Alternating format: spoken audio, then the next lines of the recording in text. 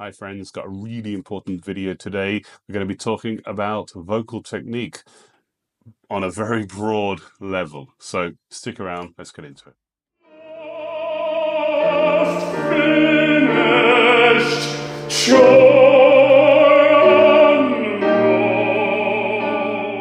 Hi friends, welcome again to the Singer Studio.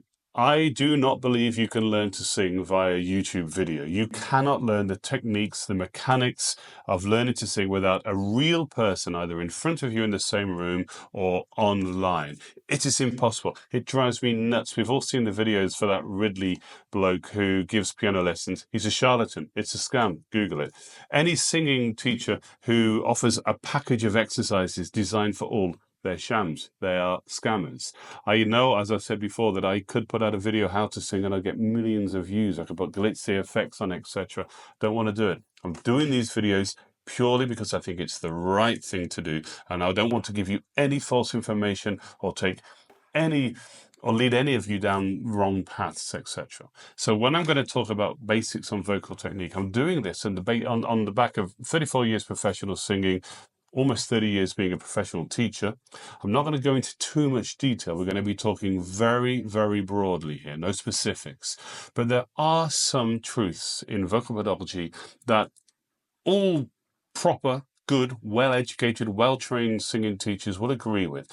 We might use different terms, terminology, but these are the basics, all right? So if your singing teacher isn't conforming to these ideas, well, I'd be worried. I know that sounds a little bit dogmatic and a bit arrogant, like I know, but I'm not going into detail here. This is ABC vocal level pedagogy, all right?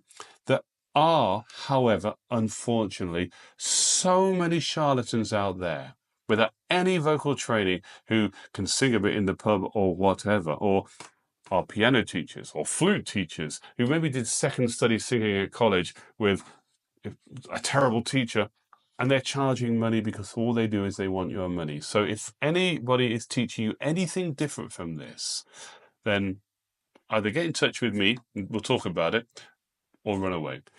There are generally two sorts of singing teacher. Those that have a wide range of knowledge and those that teach a school.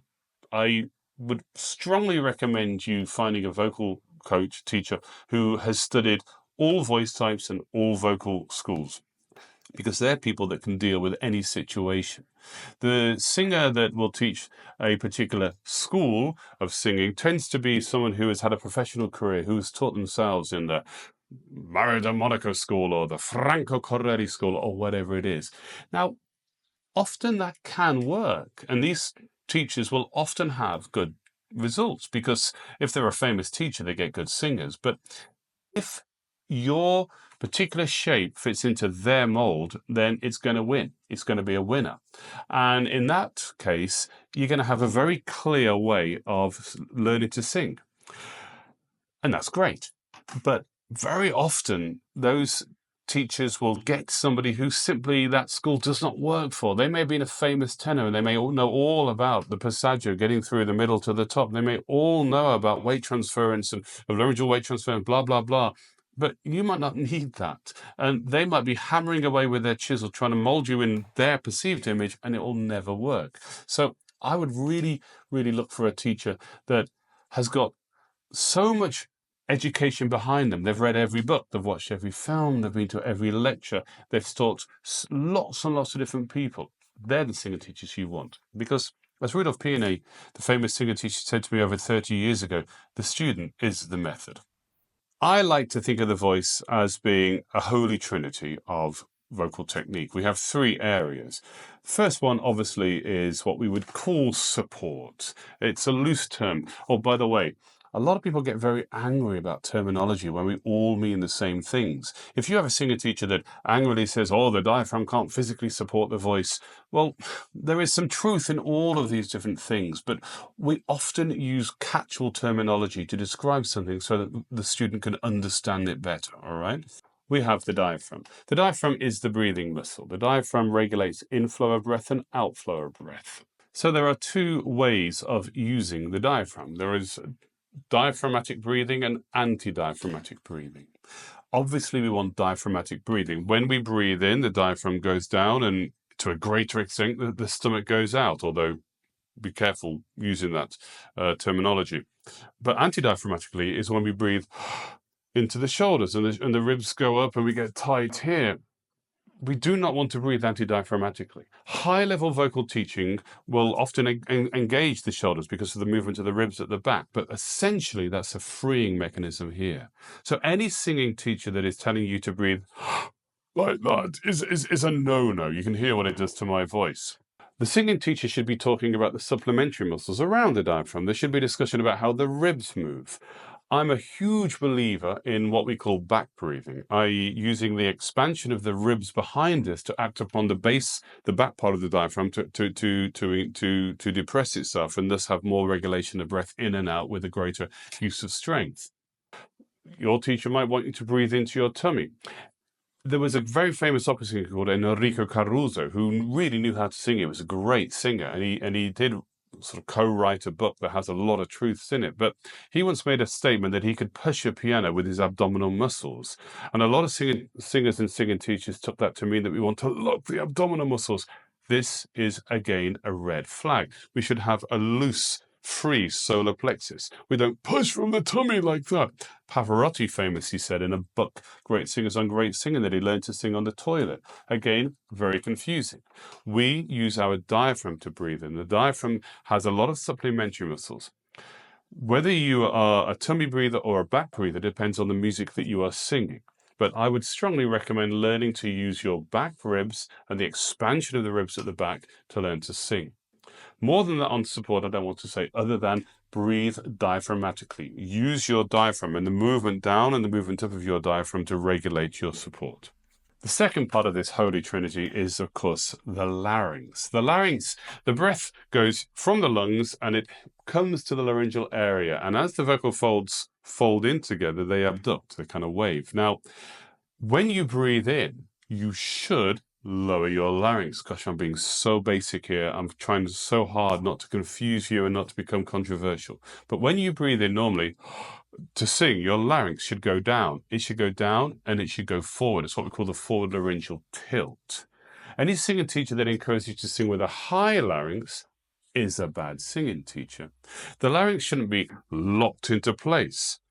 We often use the term anchoring the larynx, but yes, we do anchor the larynx to a certain extent, but the larynx isn't locked, but it should, in its basic principle position, be down and slightly forward in the yawning position, but without the negative impact of the back of the tongue. This is very basic. If you're an established singer, you'll say, of course the larynx goes down on inhalation, and of course it goes down when we sing, but you'd be surprised how many amateur singers I've come across who have been taught to sing on a lifted larynx. It's terrible. Cannot do it. The larynx goes down on inhalation and it stays down and tilted forward when we sing out, no matter what repertoire we're singing. Of course, there are always times when we can have a floating larynx. Carl already talked about this, use this term. But this is for high-level singing. We're talking very, very basic vocal pedagogy here. Your singing teacher should really have understood how the larynx works. And if they haven't made he or she hasn't made a deep dive into the larynx and the functions of the larynx, then again, be very wary. You should ask your singing teacher questions and they should be able to answer everything about the functions of the larynx. You wouldn't get a job coding a computer unless you could really understand the machine code high-level language that computer coding required. So how can you teach singing unless you really, really understand not only how the larynx works, how it functions, how it can function, how it shouldn't function, how it comes together, optimal laryngeal positions, etc. You should understand about the muscles that again, the supplementary muscles that act on the position of the larynx. You should understand the way the larynx is connected to the tongue, how a low larynx allows this part of the pharynx to open up, etc. The third part of the Holy Trinity, well, it's kind of like multifaceted. We often talk in vocal pedagogy about placement, vocal placement. And I'm sort of laughing to myself because a lot of you out there that know about singing will say, but how can you retrospectively place a resonance that's been created in the pharynx and the sound created in the larynx and resonated in the pharynx? Of course you can't. But again, there are singing teachers out there that talk about forward placement and have fantastic results. I'm sure they realize that You cannot place the voice forward, but you can do something to the vocal production here that makes it appear that the voice is placed forward. But we want to activate the nasopharyngeal area, this sinuses and the brightness here.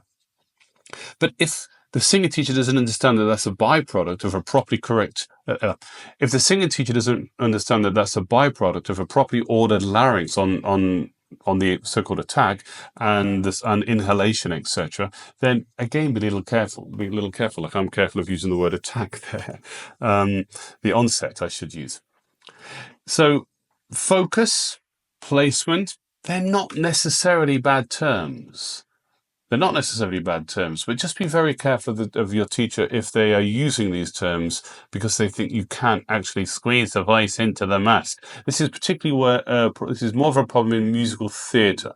In musical theatre, you will be told that you want to get very bright sound, American vowels, etc. Yes, we do, and I've taught this many times. We do want those bright vowels, but we get those bright vowels in tandem with organising laryngeal placement as well. The other part of the third part of the Holy Trinity is the brain. The singing teacher shouldn't just be someone who creates sounds in you.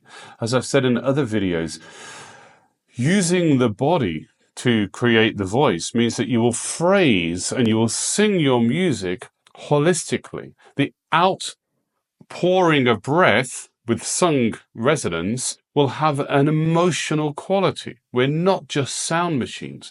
So the vocal pedagogy should never be without any thought of phrasing and musicality, even if we're singing simple scales. Okay, I've been really nervous writing these notes for this video and talking about this because vocal pedagogy should be a one-to-one thing. There are many people on YouTube who do fantastic classes. David L. Jones runs an amazing class for private pupils when he takes group classes. But his classes are for his pupils and his students and people who are either well advanced or people who are looking to discover more to start their journey. You can't learn to sing on a YouTube channel. You can't buy a package. Yeah. But this video is intended to show you that if you do not have a singing teacher that doesn't have this knowledge, well, you may feel they've taken you so far, or that you may feel that they're harming you.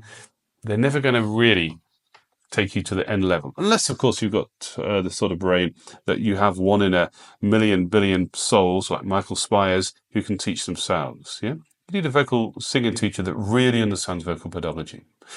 Thanks for watching. Find me on the Facebook group. Watch the next video. We're going to be talking in the next video about daily practice. And as I keep saying, get involved. Leave a comment down below. Ask me questions. These are just my opinions. These are just my terminologies. If you disagree with me profoundly, please be nice about it, but let me know. Most of all, thanks for watching. See you in the next video.